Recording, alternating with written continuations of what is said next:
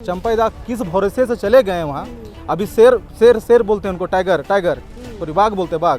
वहाँ सियार बन जाएगा वो आदमी। अगर औकात है, अभी आपकी पार्टी केंद्र में, आप बीजेपी में गए, बीजेपी केंद्र में है, औकात है 1 महीना में स्थानीय नीति लागू करवाइए, सरना कोड लागू करवाइए। जेएमएम की आइडियोलॉजी पसंद नहीं थी, कांग्रेस की आइडियोलॉजी नहीं पसंद थी इन लोगों को, जो भी लोग गए हैं 1 दर्जन आधा दर्जन लोग, तो वो सारे मिल के एक नई पार्टी बनाते, थर्ड फ्रंट बनाते। हम लोग कब से उसका मांग कर रहे हैं। जब से वो सीएम का पद संभालना स्टार्ट किया था, तब से पूरा राज्य में उसका बेटा का आतंक, जो बाबूलाल सोरेन का शुरू हो गया था। नेता पार्टी बदले दिक्कत नहीं है जनताओं को, लेकिन नेता जब अपना विचारधारा बदलते हैं तो दिक्कत होती है। भारतीय जनता पार्टी में उस पार्टी के एक भी नेता हमको गिनवा दीजिए कि भारतीय जनता पार्टी के अपने हैं। चंपाई दा का जो राजनीतिक करियर जो इस चुनाव के बाद जो समाप्त होगा ना, उनका बेटा का देना आज आप लिख के दे दे रहे हैं आपको। झारखंड की वर्तमान राजनीति ने सिर्फ कोल्हान को कंफ्यूज नहीं किया है, बल्कि पूरे झारखंड को कंफ्यूज कर दिया है। जिन चेहरों को देखकर लोग राजनीति सिखा करते थे, 1932 की बात किया करते थे, सरना कोड की बात किया करते थे, स्थानीय नीति की बात किया करते थे, उन्होंने अब पल्ला बदल लिया है। जो उनके अगेंस्ट में हमेशा बयानबाजी किया है जिस पार्टी ने, उस पार्टी के होके रह गए हैं, भगवाधारी हो गए, यानी कि बीजेपी के हो गए हैं। फिलहाल हमारे साथ बहुत सारे यूथ है, कोल्हान के भी यूथ है, संथाल के भी यूथ है, राजधानी रांची के भी यूथ है। ये वही यूथ है जिनको बार बार अभी चंपाई सोरेन भी ये कह रहे हैं कि हेमंत सोरेन की जितनी उम्र नहीं हुई उतना मेरा राजनीतिक सफ़र हो गया। और ये सारे यूथ इन बड़े अगुवाओं को देकर अपना राजनीति शुरू किए हैं, बोलना सीखे हैं, लिखना सीखे हैं। अब जब पल्ला बदल लिए हैं तो इनकी सोच भी क्या बदल गई है चंपाई और लोबिन की तरह, या फिर अभी भी तटस्थ है अपने मुद्दों को लेकर। फिलहाल अमरनाथ है हमारे साथ, बातचीत करते हैं। अमरनाथ जी, बड़े बड़े जो कद्दावर नेता हुआ करते थे चले गए हैं बीजेपी में, भगवाधारी हो गए हैं, बीजेपी के होके रह गए हैं। क्या कहिएगा 1932 का क्या होगा, सरना कोड का क्या होगा? क्या लगता है नेशनल पार्टी में गए हैं तो चीज़ें अब सच में साबित हो जाएगी? 32 मिल जाएगा, सरना कोड मिल जाएगा? देखिए, अभी अब देखेंगे झारखंड की राजनीति को तो पिछले 5-6 साल में आधा दर्जन से ज़्यादा कद्दावर नेता जेएमएम कांग्रेस छोड़ के भाजपा में जा चुके हैं। और वहाँ जाने के बाद उनका क्या हश्र हुआ है वो पिछले हम लोग 5-6 साल में देख चुके हैं। वो एक विधानसभा का चुनाव तक नहीं जीत पाए हैं, तो उनका क्या होगा वो तो पता चल रहा है, सबको मालूम है क्या होने वाला है। लेकिन जहाँ तक मुद्दे की बात है, सरना कोड की बात है या हमारे 1932 खतियान के आधार पर स्थानीय नीति की बात है, तो इस पर ये नेता लोग हमेशा बीजेपी को मांग करते आए थे बाहर से, विरोधी दल के हैसियत से। अब वो लोग खुद उस पार्टी में गए हैं, तो मैं अपेक्षा करता हूँ, आशा करता हूँ और उनसे बोलता भी हूँ, एक चैलेंज भी करता हूँ उनको, अगर औकात है, अभी आपकी पार्टी केंद्र में, आप बीजेपी में गए, बीजेपी केंद्र में है, औकात है 1 महीना में स्थानीय नीति लागू करवाइए, सरना कोड लागू करवाइए। हम लोग पूरा जितना आदिवासी युवा लोग हैं, जितना लीडर लोग हैं, सब आपके पीछे चलेंगे, आपको वोट देंगे। है औकात तो करवा के दिखाइए। केवल वोट देंगे कि बीजेपी में भी शामिल हो जाएंगे? करवा के दिखाइए ना, हम लोग सब कुछ करेंगे उनके लिए। करवा दीजिए अगर औकात है तो। वहाँ जाके चपरासीगिरी से ज़्यादा कुछ नहीं कर सकते, इनकी यही औकात है। बाबूलाल मरांडी जी को हम लोग देख चुके हैं पिछला 5 साल में। अच्छा, एक बात बताइए, लोबिन जिन्होंने 32 की बात कर करके हेमंत सरकार को लगातार घेरा है कि ये नहीं दे रही है, बीजेपी को घेरा करते थे कि सरना कोड नहीं दे रही है, अब लोबिन क्या करेंगे? आज के आज उन्होंने सदस्यता ग्रहण की है बीजेपी के, लोबिन के बारे में क्या कहेंगे? देखिए, व्यक्तिगत लाभ के लिए कोई भी पार्टी कहीं भी बदल, देखिए हम इन लोगों का सम्मान करते थे, हम सभी लोग पहले इनको आइडियल मानते थे, क्योंकि ये लोग हमारे दिसुम गुरु शिबू सोरेन जी के साथ एक समय में आंदोलन किए, झारखंड को अलग राज्य बनाने में बहुत इन्होंने जद्दोजहद की है, नो डाउट, उसमें कोई शक नहीं है। लेकिन जहां अभी बात है, अगर इनको जेएमएम की आइडियोलॉजी पसंद नहीं थी, कांग्रेस की आइडियोलॉजी नहीं पसंद थी इन लोगों को, जो भी लोग गए हैं 1 दर्जन आधा दर्जन लोग, तो वो सारे मिल के एक नई पार्टी बनाते, थर्ड फ्रंट बनाते। हम लोग कब से उसका मांग कर रहे हैं, लेकिन वो लोग नहीं गए। माल कमाने के लिए पार्टी ज्वाइन कर लिए, बड़ा पार्टी कि बोरा में आएगा माल, तो इस आइडियोलॉजी को तो हम लोग बिल्कुल स्वीकार नहीं करते हैं। आप अगर औकात था, आप अगर सच में झारखंड का सोचते हैं, थर्ड फ्रंट बनाते, सभी लोग मिलते, चमरा लिंडा मिलते, लोबिन एमरो मिलते, चंपाई सोरेन मिलते, और भी जितने नेता हैं जो नाराज चल रहे हैं, सभी लोग मिलते, बोलते कि हम लोग जो वर्तमान राजनीतिक दल है, जो नेता है, उनको उनके आइडियोलॉजी को नहीं पसंद कर रहे, उनके अच्छा, तरीके से नहीं बाकी जा लोग को रहे हैं। छोड़िए ना, ये दो व्यक्ति ही अगर मिल जाते तो एक नई पार्टी बन जाती। बिल्कुल बिल्कुल, दो लोग मिलते तो एक उम्मीद आता युवा पीढ़ी के सामने, नई पीढ़ी के सामने, एक उम्मीद आता कि नया लीडरशिप तैयार हो रहा है, लेकिन इन्होंने वैसा नहीं किया, सभी पत्तल चाट हैं। तो अभी समय के साथ ये कहना कि वो लोग आंदोलनकारी थे इसलिए हम लोग उनका साथ दे, उनके गलत करने पे भी ये जायज़ नहीं है, साथ नहीं क्योंकि देंगे। 40 साल जो बोल रहे हैं ना वो कि हेमंत सोरेन का जितना उम्र नहीं है उतना वो राजनीति कर चुके हैं, तो 40 साल में नियत भी आदमी का बदल जाता है, तो उनका नियत बदल गया है, अब हम लोग उनके साथ नहीं हैं। चलिए, अनिल है। अनिल, कल सरायकेला हम लोग गए थे, उस विधानसभा के लोग बहुत कंफ्यूज हो गए हैं कि हम 30-35 साल से जिस सिंबल पे वोट कर रहे थे अब वो सिंबल हमको बदलना होगा। क्या लगता है, आप लोग भी कंफ्यूज हैं कि ये दिमाग क्लियर कर चुके हैं कि कौन सही है और कौन गलत है? जी बिल्कुल, जब मुख्यमंत्री पद उनसे त्याग लिया गया था उसी समय सारे लोगों को पता चल गया था पूरा देश में कि चंपई सोरेन बीजेपी ज्वाइन कर रहे थे, क्योंकि जब से वो सीएम का पद संभालना स्टार्ट किया था तब से पूरा राज्य में उसका बेटा का आतंक, जो बाबूलाल सोरेन का शुरू हो गया था। अच्छा, ये आतंक क्या है अनिल? सब यही बोलते हैं बेटा का आतंक, बेटा का आतंक, क्या है? कि मुख्यमंत्री का पद एक संवैधानिक पद रहता है, उसका प्रोटोकॉल रहता है। अगर आज मेरा बाप सीएम बनेगा तो मेरा क्या हम उसका कारकेड को लेकर कहीं जा पाएंगे? सिक्योरिटी मिलेगा, हालांकि अलग बात है, सीएम का कारकेड को लेकर फार्म हाउस में घूमना फिरना, बताइए ये उल्लंघन है संवैधानिक पद का, सिक्योरिटी। तो उसका बेटा का आतंक पूरा था, राज्य में ट्रांसफ़र पोस्टिंग, और जो प्रेस सलाहकार बनाया गया था धर्मेंद्र गोस्वामी या चंचल गोस्वामी, वो दोनों मिल के पूरा राज्य को छितर पितर करने का प्रयास कर रहे थे, और पैसा का लालच इतना बढ़ गया था, बीजेपी से कनेक्शन बढ़ाया। उन लोगों को लगा कि हेमंत सोरेन अब जेल में ही रहेंगे ज़िंदगी भर, जैसे ईडी का रडार में जितने लोग जेल में हैं, शायद पहला व्यक्ति होगा झारखंड में जिनको बेल अलाउ हुआ है हेमंत सोरेन को। तो वो लोग सोच रहे हो कि हेमंत सोरेन भी ज़िंदगी भर अब जेल में रहेंगे, अब पूरा राज्य को हम लोग करेंगे, पूरा जेएमएम को विलय कर देंगे हम लोग। तो इसी से पता चल गया। तो आज देखिए वो हकीकत हो गया, बीजेपी में शामिल हो गए। लेकिन आज इतना चंपई सोरेन का नाम है अजीत दा, ये आपको नहीं लगता हेमंत सोरेन और जेएमएम की देन है?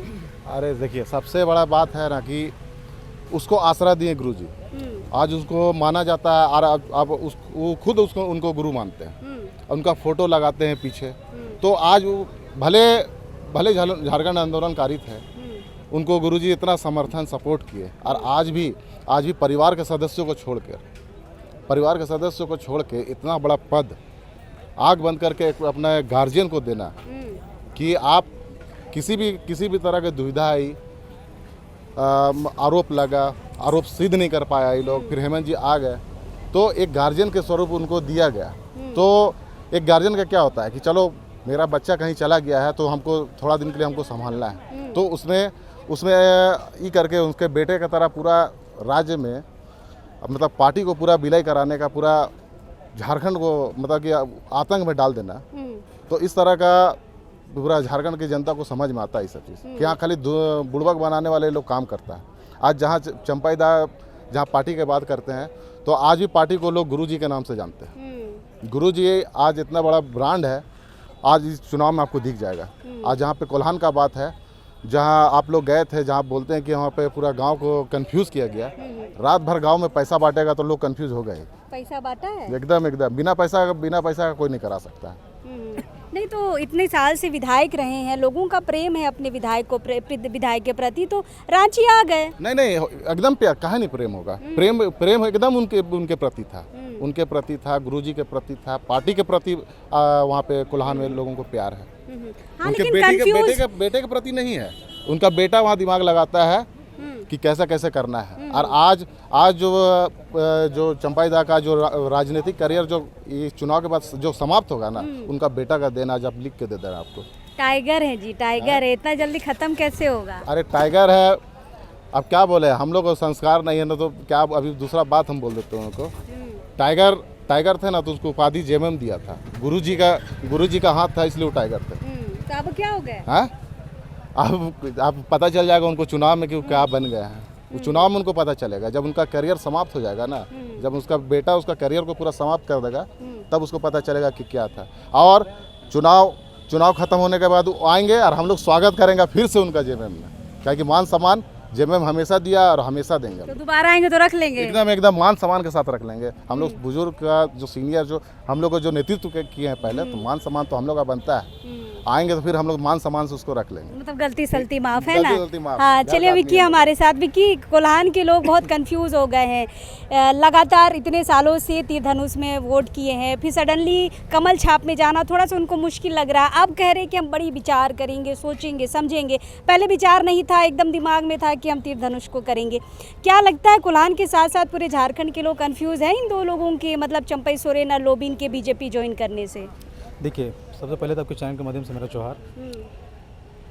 जिस दिन चंपई दा मुख्यमंत्री पद, जैसे भाई ने बताया, अनिल जी ने, कि पद संभाला था, तो उनको लगने लगा कि जेएमएम एक जो उनका, चलिए ठीक है, बहुत अच्छा मेहनत किए, हमारे गुरुजी के साथ में पार्टी स्टार्टअप किए, निचले स्तर से लेकर ऊंचाई तक लेके आया, पार्टी का कद काठी बढ़ाया, ठीक है, नो डाउट। लेकिन ये अहंकार रावण की तरह आ गया कि हम हैं तो जेएमएम है। ये भूल बैठे कि आप पार्टी के बदौलत एक नेता हैं, आप अपने आप को टाइगर मानते थे, ठीक है। आप जिस पार्टी का दामन थामे, आपको कहीं पता है, जिस पार्टी में आप गए हैं, भारतीय जनता पार्टी में, उस पार्टी के एक भी नेता हमको गिनवा दीजिए कि भारतीय जनता पार्टी के अपने हैं।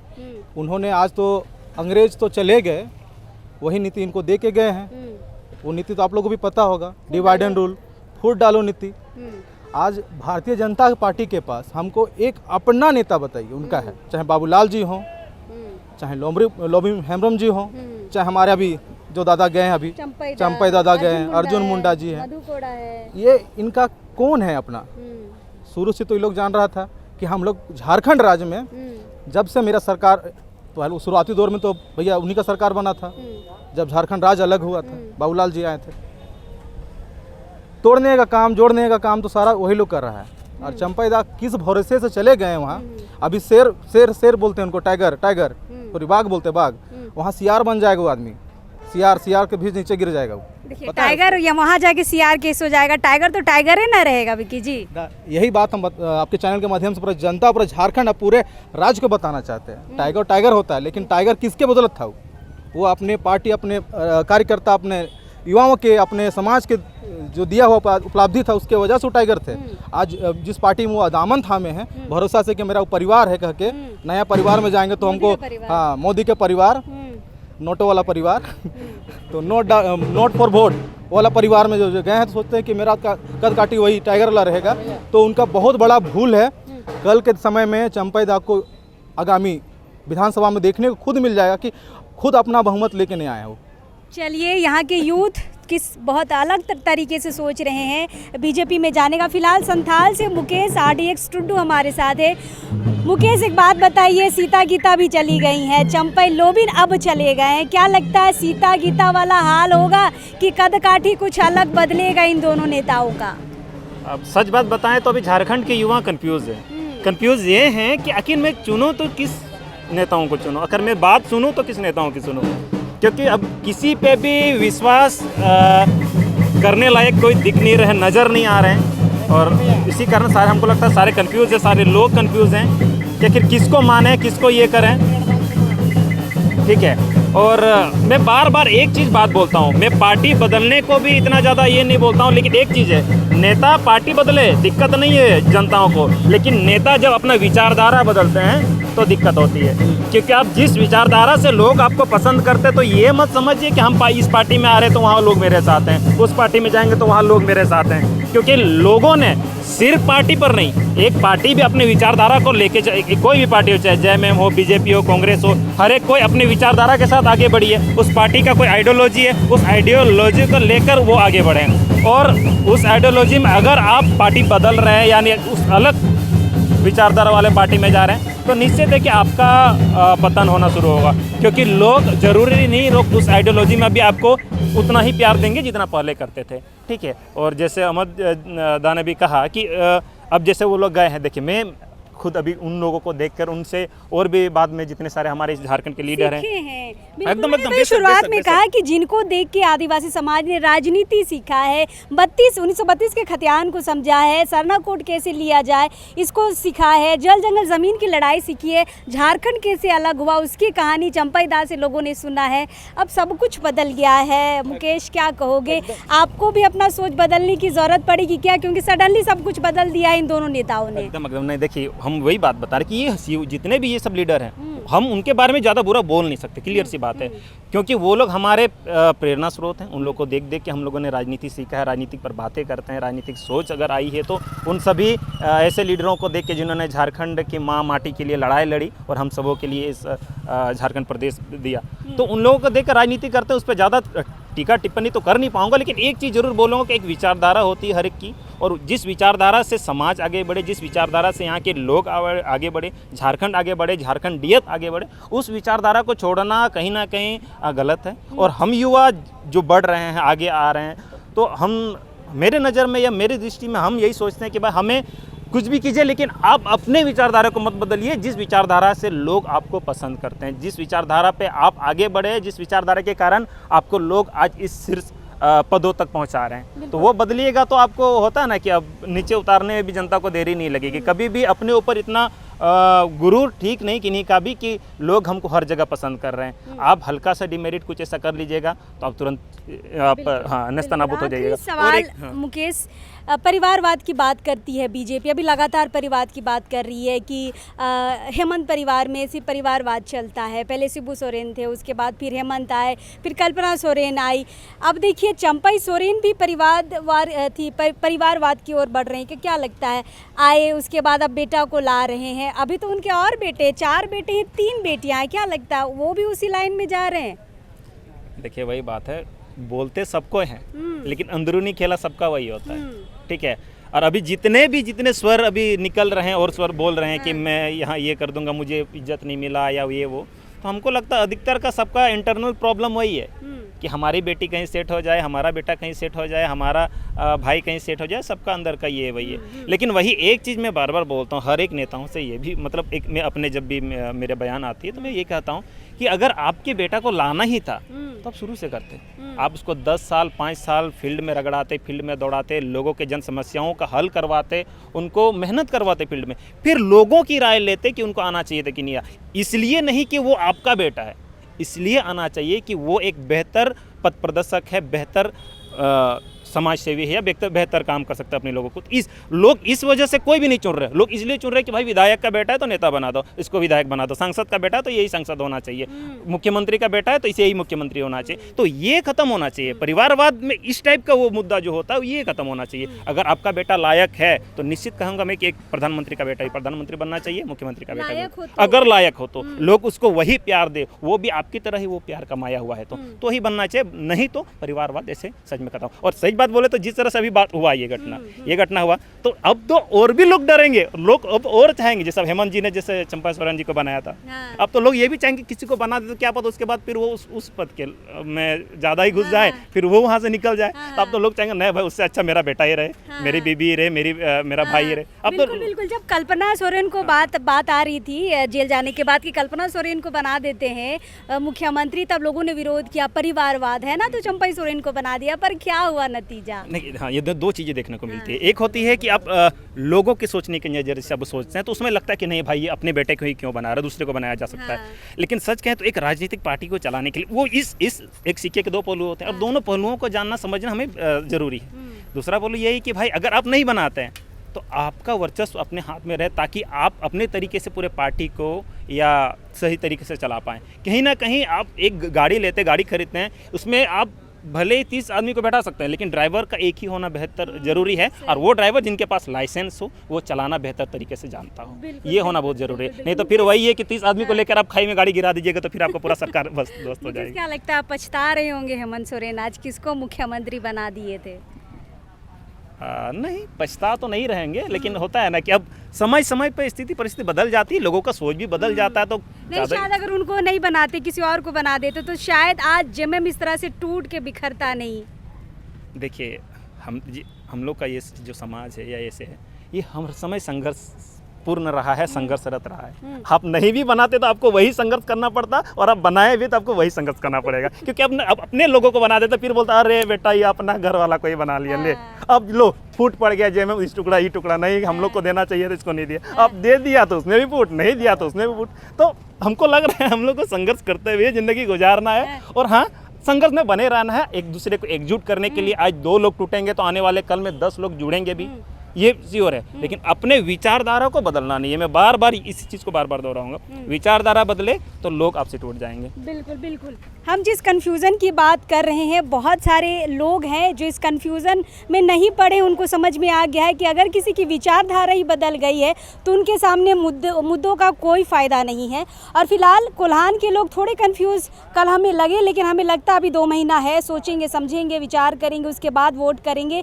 लेकिन हाँ, जनता सब जानती है भाई कौन नेता कैसा है, कौन पार्टी कैसा है, कौन मुद्दों पे बात करेगा, कौन नहीं करेगा। मुकेश, आखिरी कुछ कहना चाहते हैं? जी यार, अंतिम में हमारे पुराने लीडरों से, पुराने नहीं मतलब अभी भी हैं, लेकिन वो हमारे अग्रज हैं, अग्रज जी बोले एक पिता तुल्य हैं, पिता समान है।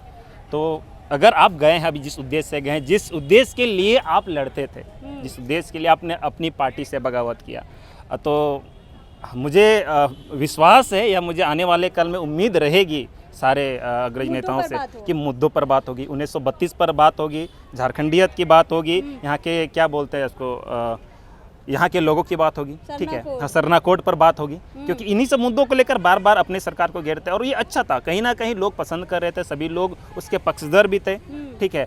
तो मुझे लगता है अब यहाँ आ गए, अब तो केंद्र में भी सरकार है, जिस तरह अमर जी ने भी कहा, अब केंद्र में भी उनकी सरकार है और यहाँ भी वो लोग हैं, तो कहीं ना कहीं यहाँ से अब वो लोग अच्छा प्रतिनिधित्व करेंगे और इन लोग बोलेंगे, कम से कम प्रतिनिधित्व करे ना करे वो तो बात की बात, वो जनता तय करेगी कि आपको प्रतिनिधित्व मिलेगा कि नहीं मिलेगा। मुकेश, आप सरना कोड और 1932 के खतियान के लिए जनता को ज़्यादा परेशान होना नहीं चाहिए, फटाफट दे दीजिए भाई, केंद्र में आपकी सरकार है, यहाँ 2 हमारे अग्रणी नेता चले गए, तो दे दीजिए सरना कोड और दे दीजिए 32 का खतियान। 6-7 उप मुख्यमंत्री हमारे एक ही पार्टी से हैं और उतना बड़ा जन सैलाब के साथ है, समझिए आप उप मुख्यमंत्री के पद पर थे, बड़े पद पर विराजमान थे, तो आप अगर इतने लोग अगर 6-7 उप मुख्यमंत्री बोल रहे हैं एक साथ, तो जरूर है केंद्र की सत्ता मिलेगी।